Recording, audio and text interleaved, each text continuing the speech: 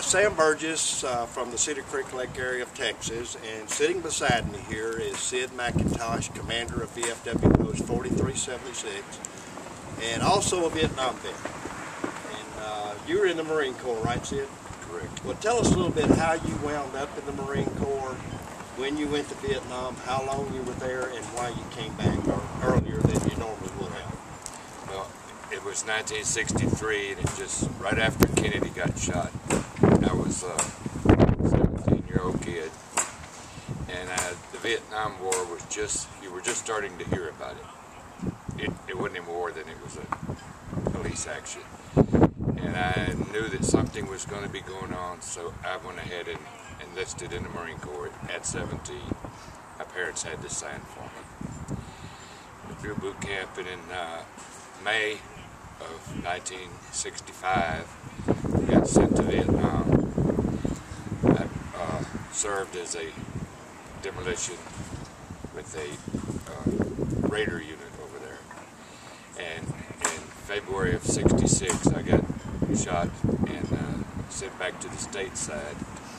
And I wound up in the Darnell Army Hospital at Fort Hood, Texas, and stayed there for 9 months until I was able to get back to semi-active duty in the Marines. I got out in 1967.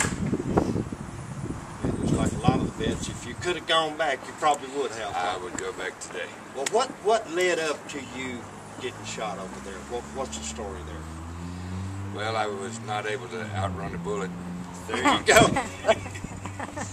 It was a sign. I got shot there. And I was in the process of disarming what they called a bouncing Betty that one of our guys had stepped on. And I got shot. So fortunately, I'd already had my bayonet and the plunger, so he was okay.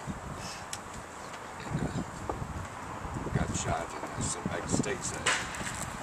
A lot of the time before that I was really kind of semi-unconscious and a lot of good morphine drugs and stuff. So all of that is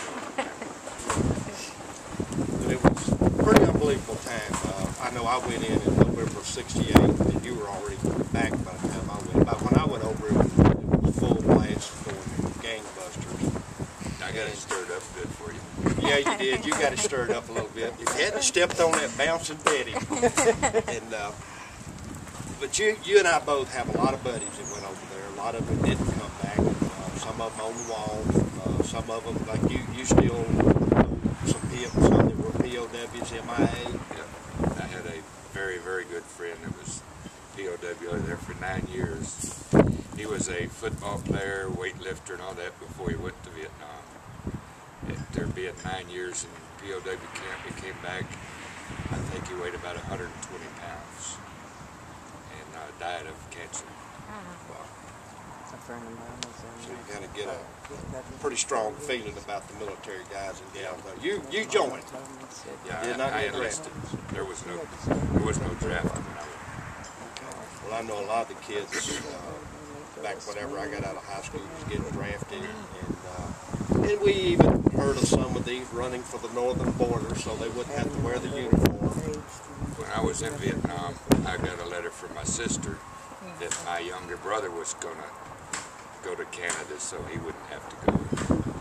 I sent a letter back to her and said, tell him, you go to Canada, you stay in Canada.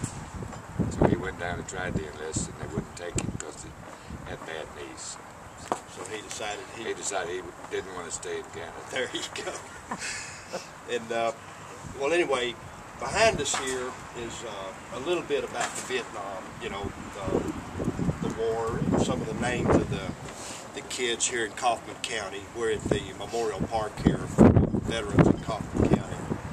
And Sid, you were involved back in the Vietnam days, and you remember the reception that a lot of guys and gals got coming back in those days. And we're not going to put up with that crap with the young bunch of kids now, right? You had a son-in-law that's been to Iraq one time? Son-in-law that did a tour in Iraq, and he came back at the airport at DFW, and as the plane came through, the fire trucks were there spraying water over them. That's a welcome home. It's awesome. That is an I know awesome that sight. the waiting room was just full of people waving flags. That's how we ought to be welcoming our troops home, not cursing them and spitting on them. Well, you know, over 5 million have volunteered since 9/11.